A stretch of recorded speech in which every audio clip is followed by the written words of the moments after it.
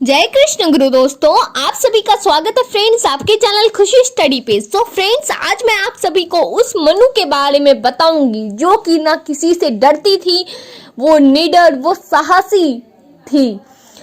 आज मैं आप सभी को जो स्टोरी बताने जा रही हूँ उनसे आप बहुत कुछ सीखने वाले हैं दोस्तों।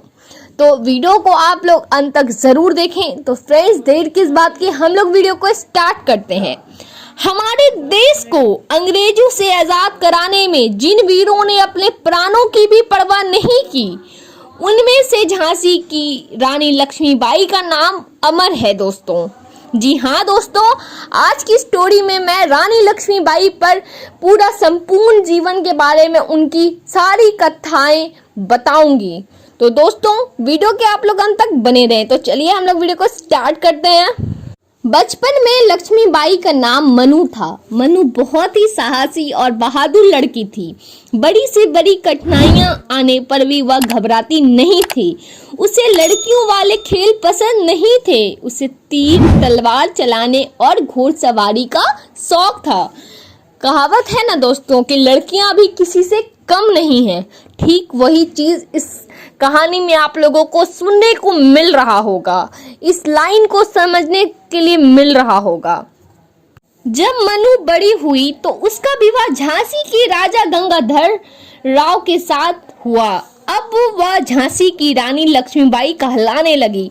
कुछ समय बाद राजा गंगाधर राव बीमार हो गए। बहुत कोशिशों के बाद भी उन्हें बचाया नहीं जा सका। राजा के मरने पर रानी लक्ष्मीबाई बहुत दुखी हुई। उनकी कोई संतान नहीं थी, इसलिए रानी को राज्य का प्रबंध स्वयं संभालना पड़ा। तब उन्होंने प्रजा की भलाई के लिए अनेक काम किए। इससे सभी लोगों के मन में उनका सम्मान बढ़ गया। उस समय हमारे देश के बहुत बड़े भाग पर अंग्रेजों का शासन था। वे दूसरे बचे हुए भागों को भी अपने राज्य में मिलाना चाहते थे। इसके लिए वे तरह तरह का हथकंडे अपना रहे थे, यानी कि कोशिश कर रहे थे, विचार कर रहे थे, कैसे भी करके वो राज्य को भी अपने राज्य में मिलाना चाहते थे। उन्होंने एक नियम बनाया कि जो राजा बिना संतान के मरेगा उसके राज्य को अंग्रेजी राज्य में मिला लिया जाएगा। यानी कि जो राजा का ना कोई पुत्र होगा, वो निसंतान रहेगा, उसका जो भी प्रॉपर्टी रहेगा वो हम अपने राज्य में मिला लेंगे।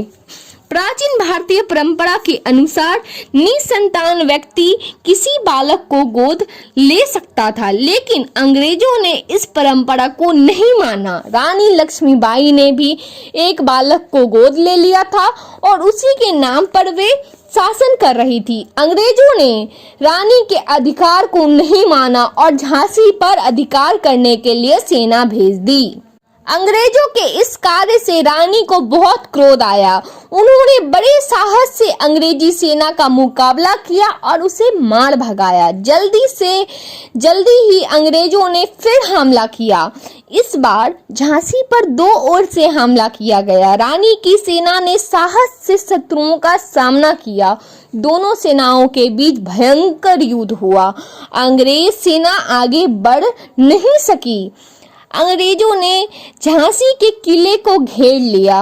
उन्होंने झांसी के कुछ लालची सैनिकों को घूस देकर अपनी ओर मिला लिया, यानी कि अपने साथ कर लिया। उन्होंने झांसी के किले का गुप्त द्वार खोल दिया। जब रानी ने अंग्रेजी सेना को किले के अंदर आते देखा तो वो सारी बात समझ गई। उन्होंने अपने पुत्र को अपनी पीठ से बांध लिया और घोड़े पर सवार होकर निकल गई। उनके साथ कुछ वफादार सैनिक भी थे। रानी कालापी की ओर बढ़ती चली गई। अंग्रेज सैनिक उनका लगातार पीछा कर रहे थे। रानी की सेना और अंग्रेज की सेना के बीच कई बार युद्ध हुआ। युद्ध में रानी आगे रहकर अपनी सेना का उत्साह बढ़ाती थी। युद्ध करते करते रानी ग्वालियर आ पहुंची। वहां के राजा ने अंग्रेजों का साथ दिया। वह किला छोड़कर चला गया, लेकिन ग्वालियर की सेना ने रानी का साथ दिया। अंग्रेज रानी को बड़ा खतरा समझ रहे थे, इसलिए वे जल्दी से जल्दी उनका अंत करना चाहते थे। अब अंग्रेज सेना ने पूरी शक्ति से रानी पर हमला बोल दिया। रानी शत्रु सैनिकों से घिरती जा रही थी, लेकिन उन्होंने साहस नहीं छोड़ा। वो पूरे जोश से युद्ध कर रही थी और शत्रुओं को मार रही थी। इसी बीच रानी के पुराने घोड़े ने दम तोड़ दिया। वह रानी के इशारों को समझता था। सामने नाला आ गया। उसे देखकर नया घोड़ा रुक गया। बहुत कोशिश के बाद भी वह आगे ना बढ़ा। इतने में शत्रु सैनिक आ गया। रानी अकेली थी। वे बुरे तरह घायल हो गई थी, लेकिन उन्होंने हिम्मत ना हारी। तब रानी के वफादार सैनिक उन्हें बाहर निकाल लाए। रानी के शरीर से बहुत खून बह चुका था। उन्होंने अपने सैनिकों से कहा, मेरा अंत पास है। तुम लोग मेरे शरीर को जल्दी से जल्दी जला देना, जिससे शत्रु मेरे सब को छू ना सके। रानी लक्ष्मीबाई की वीरता को लोग आज भी याद करते हैं।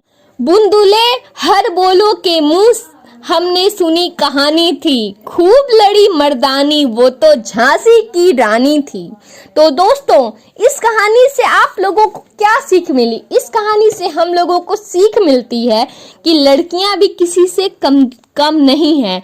लड़कियों को कमजोर नहीं बनना चाहिए। जो बलिदान, जो समर्पण झांसी की रानी ने हम सबको देकर बतलाया, उससे हम बहुत कुछ सीख सकते हैं। और हम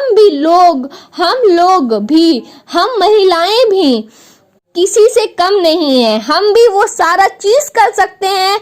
हमारे अंदर भी वो जज्बा है करने का, हमारे अंदर भी वो टैलेंट है। सब चीज हमारे अंदर छुपा है।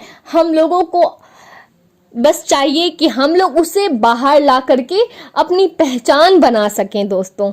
तो दोस्तों, आज की वीडियो बस यहीं तक। तो हम लोग नेक्स्ट वीडियो में मिलते हैं। आप लोगों को मेरी ये वीडियो अच्छी लगी हो फ्रेंड्स, तो प्लीज़ मेरे वीडियो को लाइक करें और मेरे चैनल को सब्सक्राइब करें। धन्यवाद।